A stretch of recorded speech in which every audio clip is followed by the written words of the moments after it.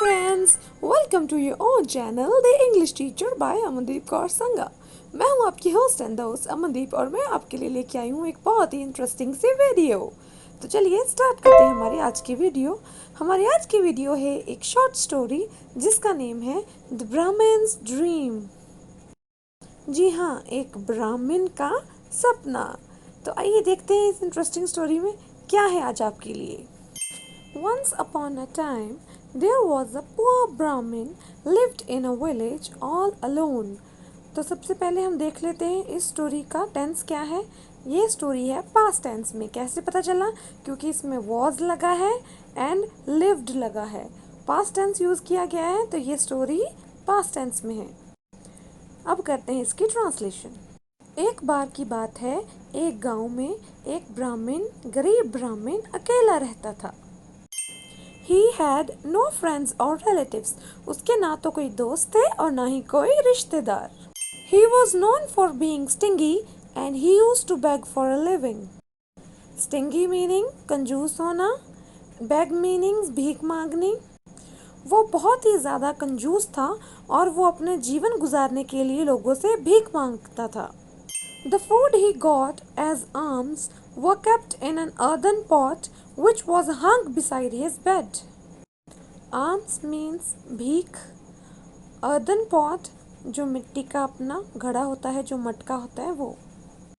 जो भी खाना उसे भीख के रूप में मिलता था वो उसे एक मिट्टी के बर्तन में मीन्स एक मटके में डाल के अपनी बेड के साथ, अपनी खटिया के साथ लटका देता था। किसी चीज़ के साथ वो खटिया के पास लटका देता था वो खाना जो उसको भीख में मिलता था।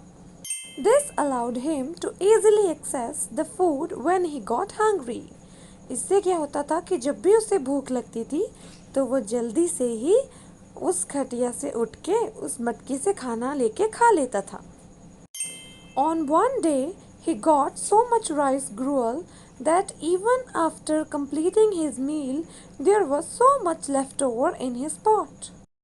Rice gruel means चावल का दलिया, मील मीन्स खाना यानी कि उसका फूड, लेफ्ट ओवर मीन्स जो खा के बाद में बच गया है, और पॉट यानी कि उसकी हांडी, उसका मिट्टी का बर्तन। तो एक दिन क्या होता है, उसको भीख में खूब सारा चावल का दलिया मिलता है।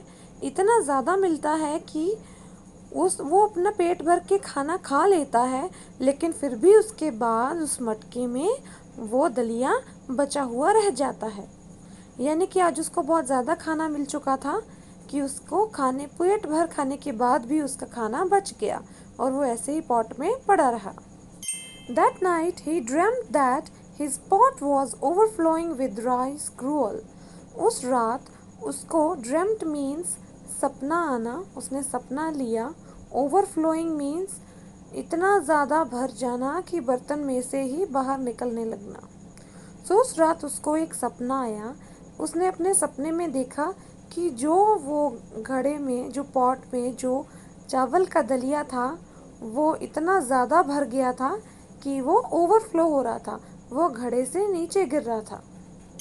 And that if a famine came, he could sell the food and earn silver from it. और famine का मीनिंग है अकाल पड़ना और सिल्वर यानी कि चांदी के सिक्के। और उसने सोचा कि जब भी कभी अकाल पड़ेगा तो मैं अपना ये खाना बेच सकता हूँ और ये खाना बेच के, ये चावल का दलिया बेच के मैं चांदी के सिक्के कमा सकता हूँ। This silver could then be used to buy a pair of goats. फिर इस चांदी के सिक्कों से मैं क्या करूँगा, एक जोड़ी बकरियाँ खरीद लूँगा। Who would soon have kids and create a herd. जिनके जल्दी से फिर बच्चे हो जाएंगे और उनका झुंड बढ़ जाएगा। मीन्स उनकी तादाद दिन ब दिन बढ़ती ही जाएगी। This herd in turn could be traded for buffaloes. Traded means व्यापार करना and buffaloes means भैंस। फिर इन पशुओं के झुंड को, फिर इन बकरियों के झुंड का मैं क्या कर सकता हूँ, इनका व्यापार कर सकता हूँ और इनके बदले में भैंसें ले सकता हूँ। मीन्स वो सोच रहा था कि मैं भैंसों का तबेला खोलूँगा। Who would give milk from which he could make dairy products?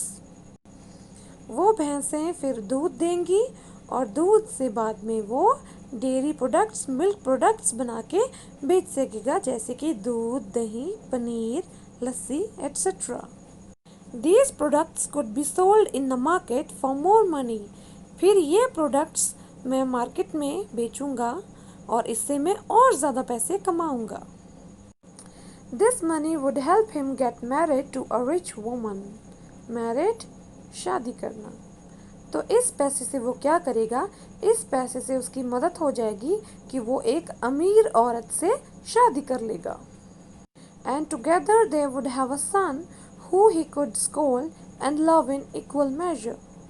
फिर क्या होगा, उन दोनों का फिर एक बेटा होगा जिसको कि वो स्कोल्ड यानी कि डांट पाएगा और उसको प्यार भी करेगा, जितना ही डांटेगा उतना प्यार भी करेगा। मीन्स बड़े ही लाड के साथ अपने एक बच्चे को वो पालेगा और वो बेटा होगा। He dreamt that when his son would not listen, he would run after him with the stick.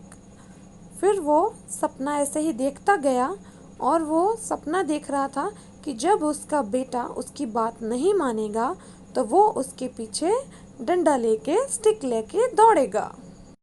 Wrapped up in his dream, the Brahmin picked up the stick near his bed. वो अपने सपने में इतना खो गया था कि सपने में ही उसको पता भी नहीं चला और उसने अपनी खटिया के पास पड़ी उस डंडे को उठा लिया। मीन्स अभी वो सो रहा है, देख वो सपना ही रहा है, लेकिन सपने में जो वो कर रहा था एक्शन वो अपने रियल लाइफ में भी करने लगा। And started hitting the air with the stick. और हवा में वो डंडा चलाने लगा। मीन्स कोई था तो नहीं वहाँ पे, तो हवा को ही वो मारने लगा। हवा में ही डंडा ऐसे वो लहरा रहा था जैसे कि किसी को मार रहा हो। While flailing about, he hit the earthen pot with the stick.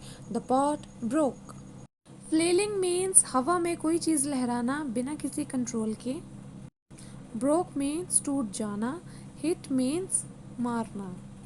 तो क्या हुआ, जैसे ही वो नींद में अपने सपने में उस डंडे को हवा में लहरा रहा था, उसे पता नहीं चला कि कब उसका वो डंडा जो है उसके मिट्टी के वो बर्तन से टकरा जाता है और वो पॉट और वो उसकी हांडी, वो मटका जिसमें उसका चावल का खाना था, चावल की खिचड़ी थी, वो टूट जाता है। And all the contents spilled over him. और जो भी उस मटके में था, जो भी वो खिचड़ी थी, वो खाना था, वो सारा का सारा उसके ऊपर आके गिर जाता है। स्पिल ओवर मीन्स किसी भी लिक्विड चीज का, किसी भी तरल पदार्थ का एकदम से गिर जाना। Brahmin woke up with a startle only to realize that everything was a dream. तभी वो ब्राह्मण का वो सपना वो टूट जाता है, उसकी नींद खुल जाती है। woke up means वो उठ गया। with the startles means चौंक के, to realize that everything was a dream, और उसने realize किया, ये महसूस किया, उसको ये एहसास हुआ कि जो भी कुछ वो देख रहा था वो एक सपना था। मीन्स जैसे ही उसके ऊपर वो खिचड़ी गिर जाती है तो वो उठ जाता है, उसका सपना टूट जाता है और उसको रियलाइज होता है कि सपना ही था वो सब कुछ और मेरा खाना भी गया। तो अब आइए जान लेते हैं कि हमने इस कहानी से क्या सीखा। The moral of the story.